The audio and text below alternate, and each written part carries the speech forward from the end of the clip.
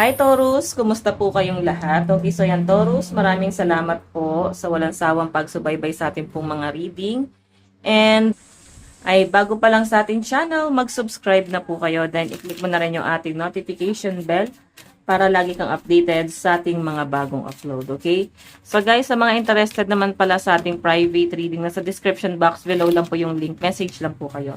Tingnan natin, Taurus, ano ba yung mga possible na ganap sa inyo this week. Dito muna tayo sa message. Nauutal.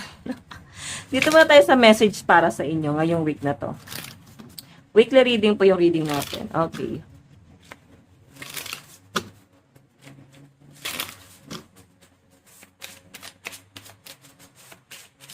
Okay. Taurus, ano po yung message para kay Taurus ngayong week? Fill your heart with laughter and kindness. 'Di ba?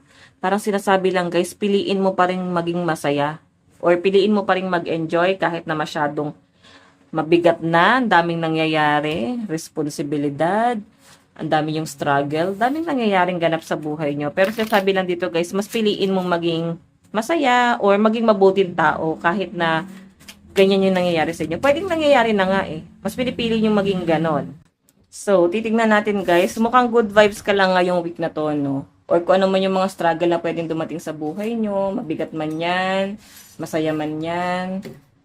So, maging go with the flow or just enjoy, okay? So, by the way, tignan pa natin Taurus.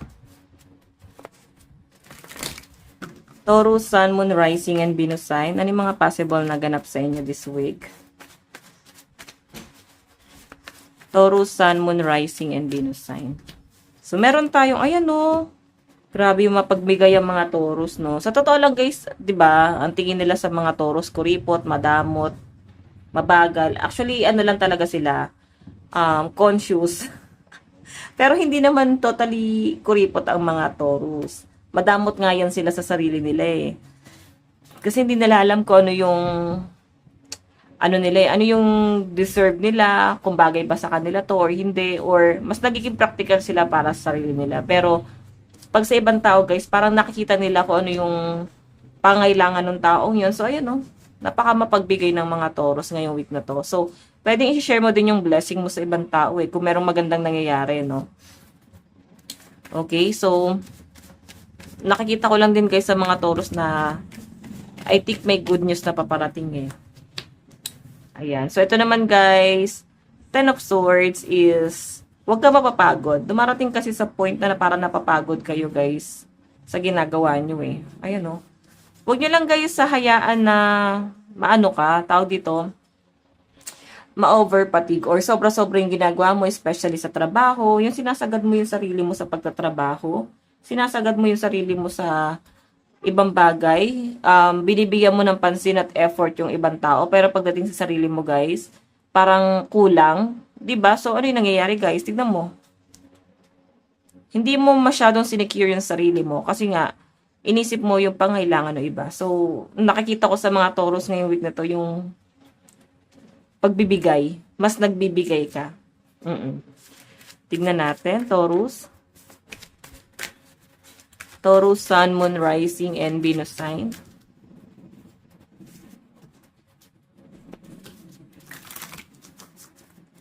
Taurus, Sun, Moon, Rising, and Venus sign.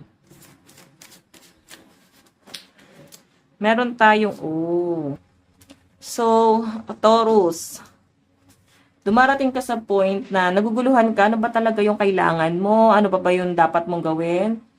Nakikita ko sa mga Taurus yung naka-reverse kasi yung mga option mo hindi mo nakikita kung ano yung option mo dapat.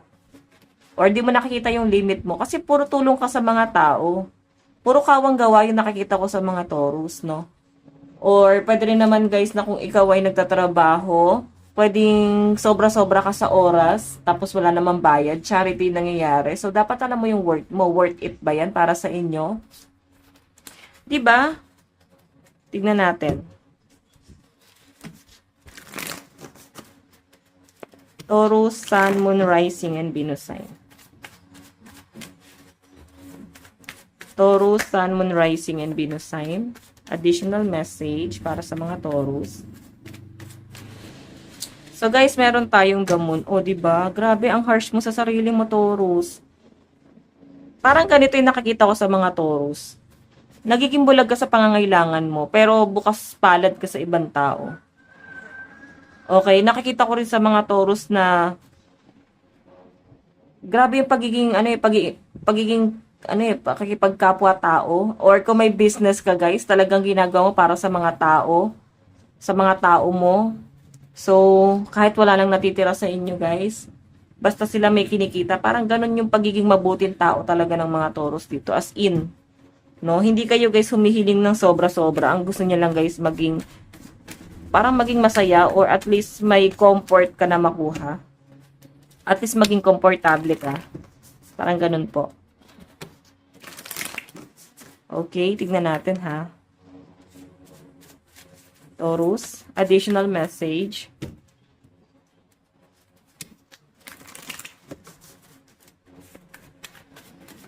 Taurus. Sa family. Actually, may mga Taurus na mas namumuhay mag-isa eh. Hindi pong kaya nilang i-cut off yung pamilya nila sa buhay nila. Tapos mamumuhay sila mag-isa. Pero tuloy-tuloy pa rin yung pagtulong, no? Kahit na nagka-cut off. Hindi pong kaya nilang tumulong kahit hindi sila nakikipag-usap doon. So, ngayon kasi guys, na nakikita ko parang feeling ng ibang Taurus, lalo sa mga single, gusto niya na guys ng pamilya. Gusto niya na mag-settle down. Gusto niya na ng stability. Ayan o. So, parang ito na lang yung feeling nyo kulang para sa inyo. Na parang feeling mo bubuo para sa'yo.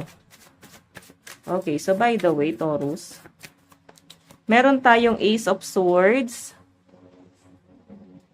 Okay, so Taurus, nakikita ko dito, ang dami mong magiging realization talaga, lalo na sa usaping pamilya. Parang mas magiging matured po talaga kayo. Ganun po yung nakikita ko dyan, as in. Okay, na parang alam na alam mo kung ano yung pangangailangan ng ibang tao. Talagang willing to help ka talaga sa iba. Grabe. Antay mo charity? Or talagang sinishare mo lang yung blessing mo? Okay, may pag-aantay, may travel ako nakikita pa parating sa mga tours. Parang dami magbabiyahe. Actually, yun sa bagay, no? Summer pa naman. So, may nakikita akong travel na paparating sa inyo. Oh. Iba sa inyo guys, pwede nami-miss nyo yung inyong probinsya. Kung sa probinsya ka talaga lumaki. Parang nami-miss mo doon. Parang gusto mong bumalik doon sa lugar na yon. Nalulungkot ka siguro ng malayo ka. Pero kailangan mong maging practical dito sa pinapakita sa akin.